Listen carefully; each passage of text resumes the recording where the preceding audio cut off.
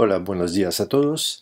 Seguimos con el capítulo que ya hemos empezado, España en Europa y en el mundo, para ver cómo evoluciona el papel de España en el mundo y en Europa.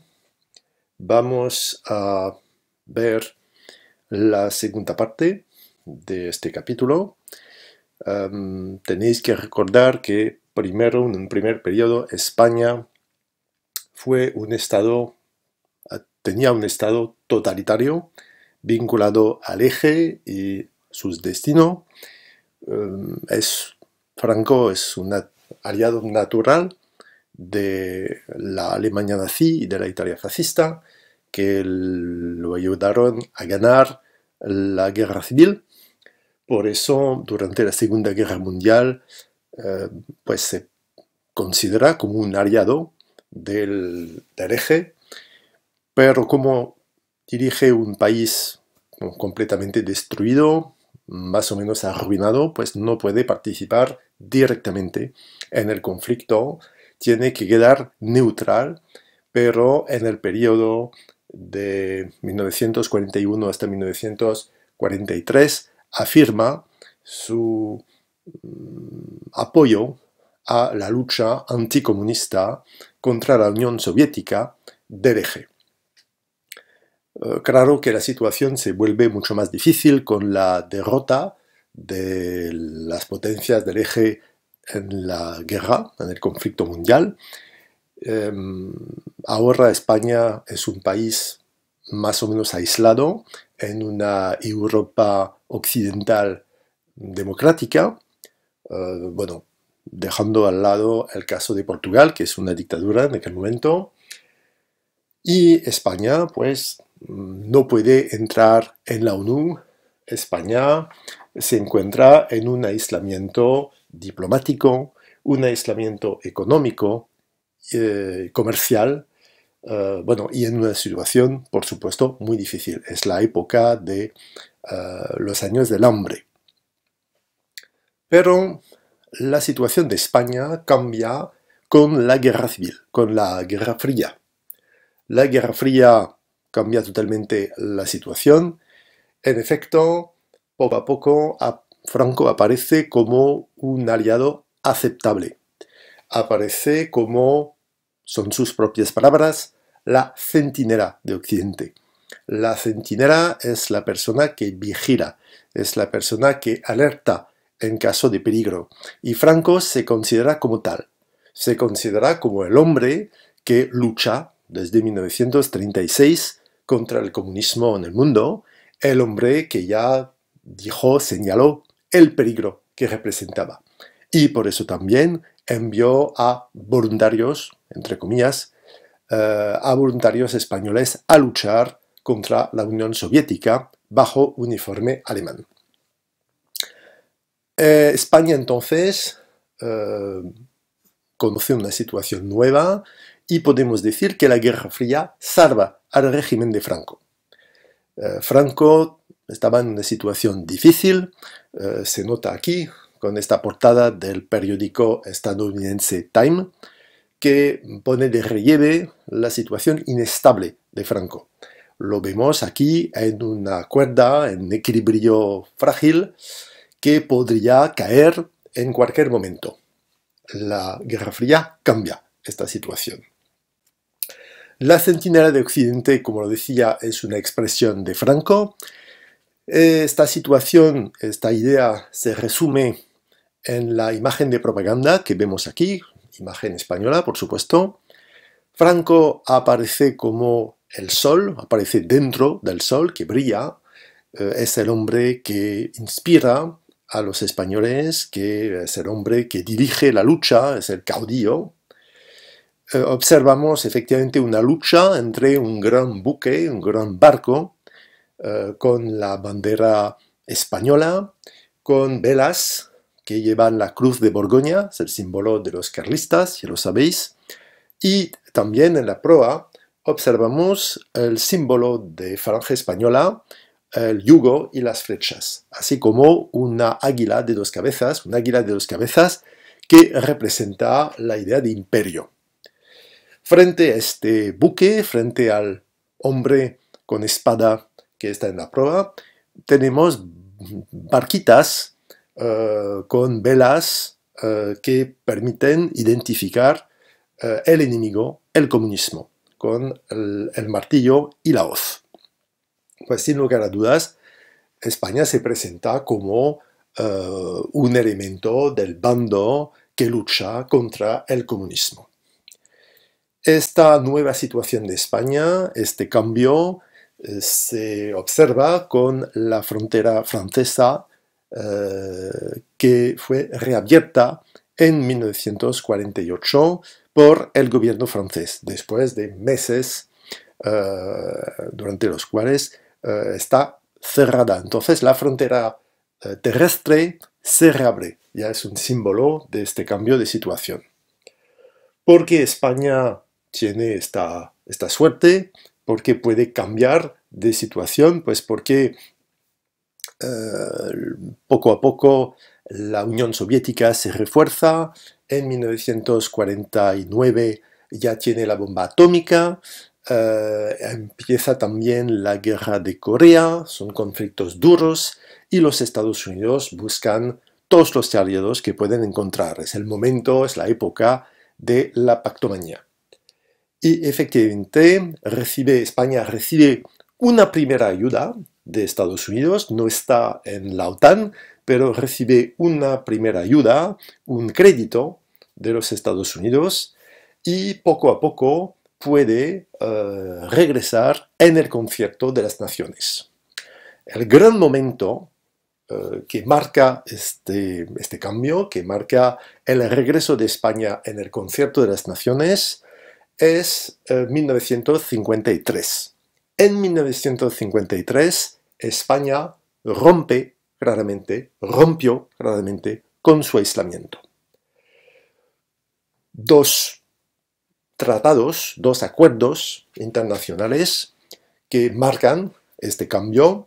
El primero, pues ilustrado por la fotografía que vemos, son diplomáticos españoles reunidos con un hombre vestido de blanco que es, lo habéis reconocido, el Papa. Se trata en aquel momento del Papa Pío XII, es el Papa que efectivamente firma un tratado, un concordato con España. Este concordato reanuda las relaciones estrechas que ya existen entre la Iglesia Católica y el gobierno de Franco. Es importante porque la Iglesia tiene un peso diplomático y moral importante. Otro acuerdo de gran importancia, lo podéis imaginar, es el acuerdo firmado en 1953 entre España y Estados Unidos. Podemos decir que se trata de obtener bases militares en España a cambio de una ayuda económica por parte de Estados Unidos, una ayuda comparable al Plan Marshall. Las bases estadounidenses en España son una base naval en Rota y son también bases aéreas. Eso permite una presencia de Estados Unidos y son también etapas en los viajes que tienen que hacer los bombarderos estadounidenses en el proceso de disuasión nuclear.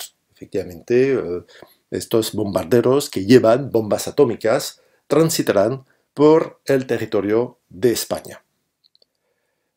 España, poco a poco entonces, se abre de nuevo al mundo, el mundo acepta de nuevo a España y lo vemos con el ingreso de España en la ONU, que al fin y al cabo se produce en 1955. La apertura es diplomática, por supuesto es importante, es una apertura también económica. Lo vemos con la incorporación de España en los diferentes organismos internacionales, como la FAO, como la UNESCO, que dependen de la ONU.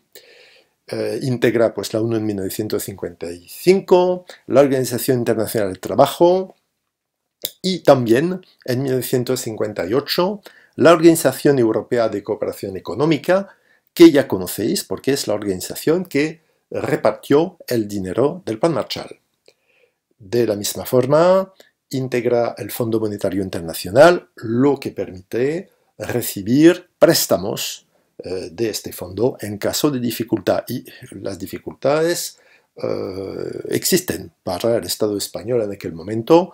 Ya lo sabéis, es el periodo del plan de estabilización, es el momento en el que precisamente España tiene que adaptarse a la economía mundial con dificultades. En 1963 ya se realizó y España puede integrar el GATT y entonces participar a este espacio económico y comercial con aranceles reducidos. España es también poco a poco un país europeo normal, ya que participa en un proceso que conocen sus vecinos, los franceses, los portugueses, los británicos. España efectivamente descoloniza entre 1956 y 1975. España en aquel momento ya no posee muchas colonias. Lo sabéis, perdió en el siglo XIX, en 1898, lo que quedaba de su gran imperio mundial, con la pérdida de Cuba, con la pérdida de Puerto Rico, con la pérdida de las Filipinas. Se construyó un imperio colonial en el siglo XX, en África, en Marruecos sobre todo, y lo realizó pues con la ayuda francesa porque España tuvo que luchar contra del Krim en el Rif, lo que fue muy difícil, y cuando los franceses abandonan su protectorado en Marruecos en 1956, los españoles hacen lo mismo.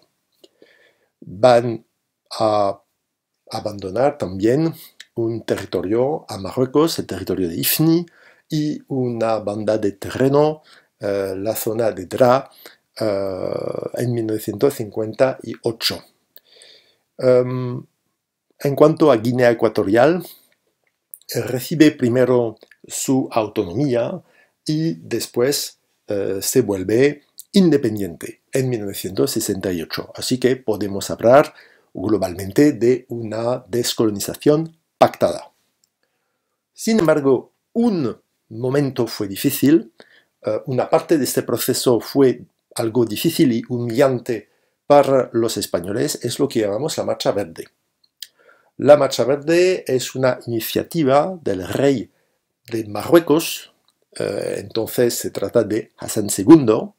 Hassan II considera que el Sahara español, que conservan en aquel momento los españoles, que Sahara español, Sahara occidental, como lo llamamos ahora, es un territorio que pertenece a Marruecos.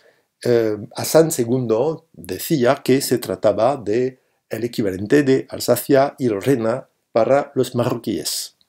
Entonces, en su idea, es necesario recuperar este territorio. El periódico ABC, periódico conservador de España, afirma la firmeza española. La realidad pues fue muy más compleja. En efecto, los acontecimientos se producen a principios de noviembre, a finales de octubre, principios de noviembre de 1975.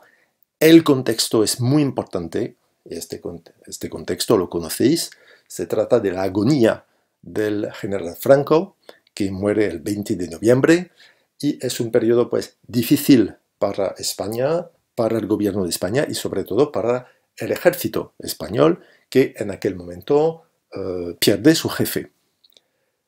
Además, es una situación difícil porque España quiere defender sus territorios frente a las iniciativas de Hassan II, pero sabe también perfectamente que no puede derramar sangre sin una condena internacional y la vuelta a una situación de aislamiento. Por eso es muy delicado.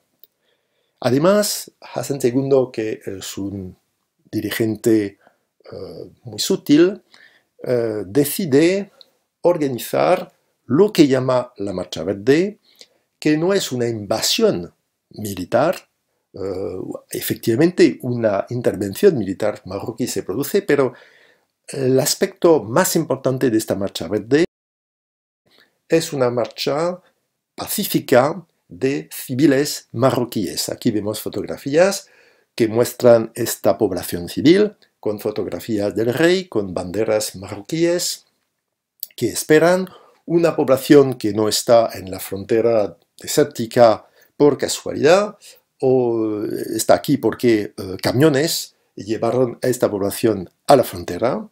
Es una operación organizada y en un momento decidido la población entra en el territorio marroquí, en el territorio, perdón, español, y por supuesto para los españoles es difícil disparar porque se trata de hombres que entran sin armas, que entran con banderas, con el Corán, y por eso los españoles efectivamente no disparan y van a retroceder. La Marcha Verde para Hassan II es un éxito.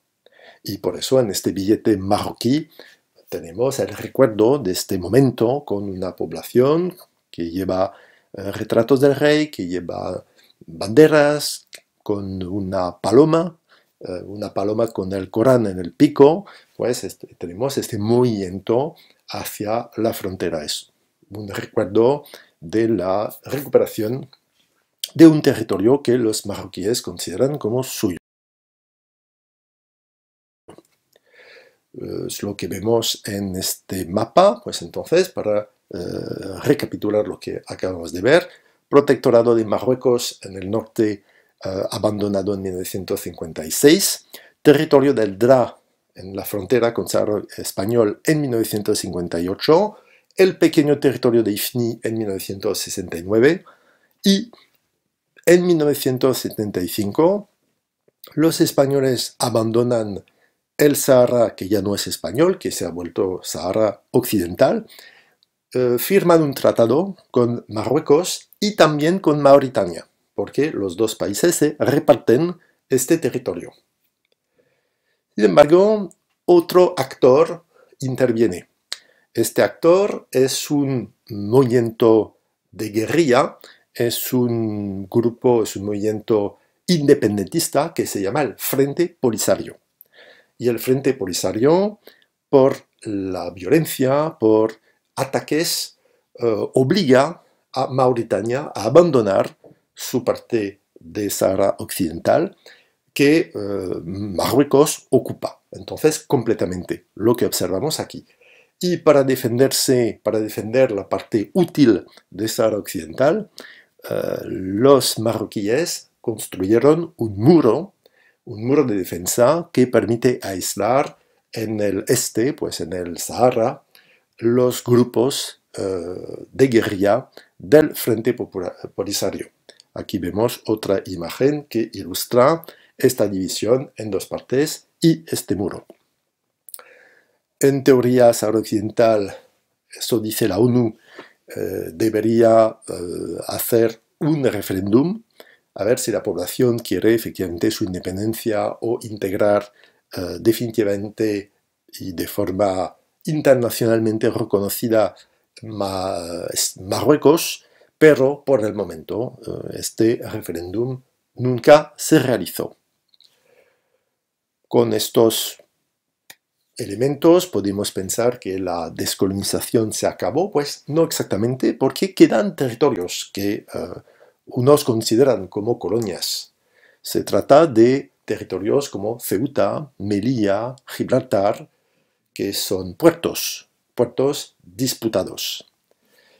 Ceuta y Melilla es lo mismo, están en la costa marroquí.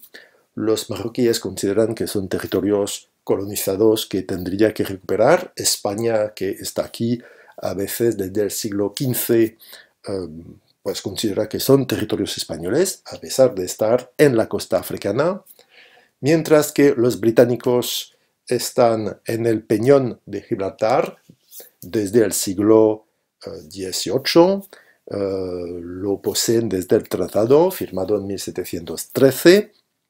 Es un territorio que España reivindica, que considera como suyo, para zanjar, para arreglar el problema, la cuestión.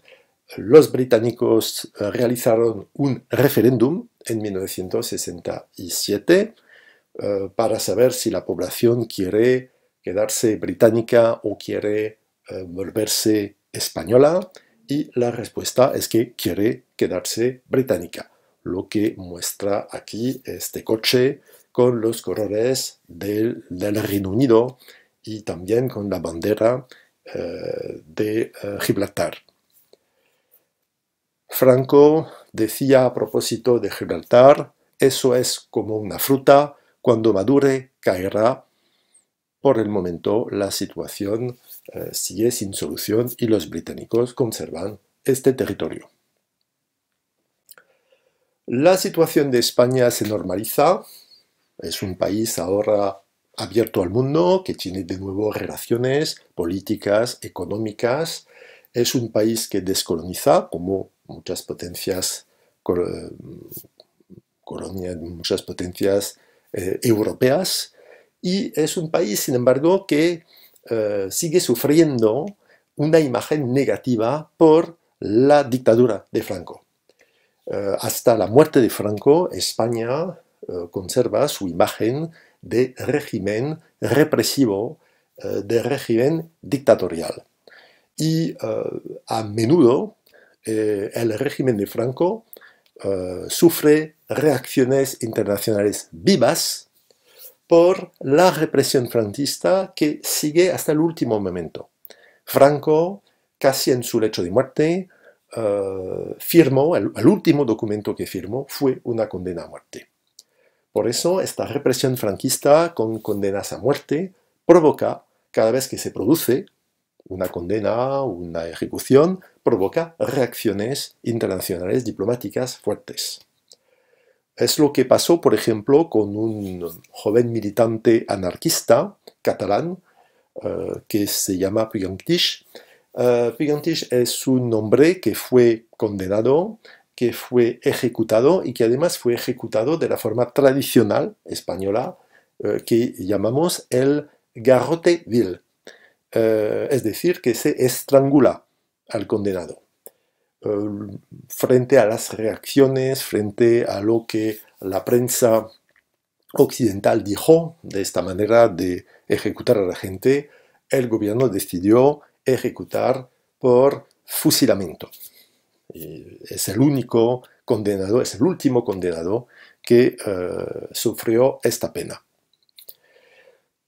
Además, se ejerce en el gobierno español una presión cada vez más fuerte de la oposición, que sigue existiendo en el exilio, ya lo sabéis. Después del fin de la guerra civil, los partidos ahora prohibidos siguen existiendo en el exilio. Es lo que pasa con el Partido Socialista Obrero Español, que reúne congresos cada año.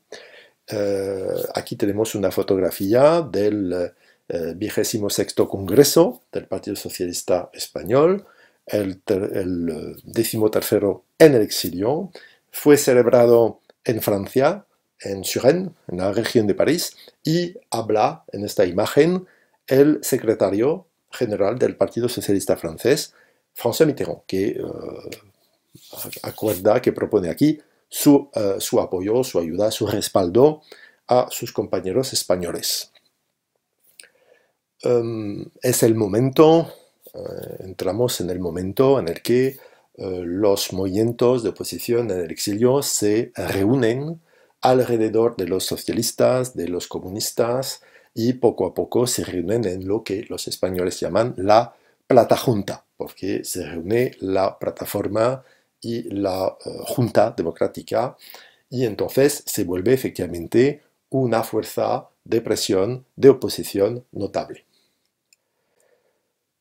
Mientras España entra en un proceso de transición, bueno, en aquella época, en 1975, todavía no se sabe, pero en el momento de la muerte de Franco, en el momento de la llegada al poder de Juan Carlos I, podemos observar un respaldo a este proceso de transición. Es algo que se observa concretamente, efectivamente, en el momento de una misa de entronización en la iglesia San Jerónimo del Real. Ya conocéis la ceremonia en las cortes de entronización, de juramento del rey. Pocos días después se produce esta misa, es también un momento solemne, y en esta misa es interesante, observamos bajo palio a los reyes, es normal, podemos reconocer a Juan Carlos I, a la reina Sofía, y también a la derecha, detrás del obispo, observamos una cabeza que es un personaje que conocéis o que vais a conocer, porque lo vamos a evocar en el capítulo que viene. Y este hombre es el presidente de la República Francesa, se llama Valéry Giscard d'Estaing, y está presente en un momento en el que al fin y al cabo nadie sabe exactamente lo que va a pasar y qué tipo de jefe de Estado va a ser el rey Juan Carlos. Juan Carlos habla de ser rey de todos los españoles, pero nadie sabe exactamente lo que va a hacer de verdad.